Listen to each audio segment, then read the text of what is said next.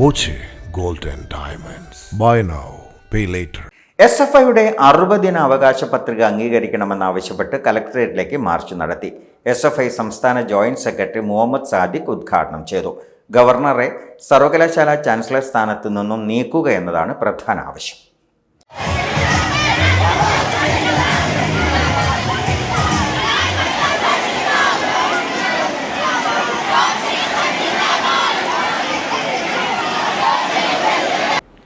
കേരളത്തിലെ മുഴുവൻ സർവകലാശാലകളിലും സ്ഥിരം വൈസ് ചാൻസലർമാരെ നിയമിക്കുക. കേരളത്തിലെ മുഴുവൻ വിദ്യാഭ്യാസ സ്ഥാപനങ്ങളിലും വിദ്യാർത്ഥി സംഘടനാ സ്വാതന്ത്ര്യം ഉറപ്പുവരുത്തുക. സ്കൂളുകൾ ഉൾപ്പെടെയുള്ള മുഴുവൻ വിദ്യാഭ്യാസ സ്ഥാപനങ്ങളിലും ജനാധിപത്യ വേദികളുടെ രൂപീകരണത്തിനും നിലനിൽപ്പിനുമായി നിയമനിർമ്മാണം നടത്തുക.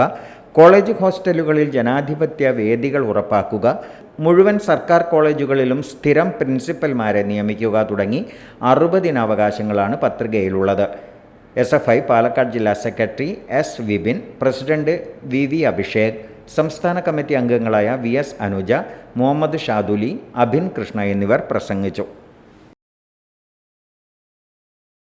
ഡോട്ട് വ്യൂ ന്യൂസ്, കാഴ്ചകളാണ് ലോകം, കണ്ടു തുടങ്ങുക.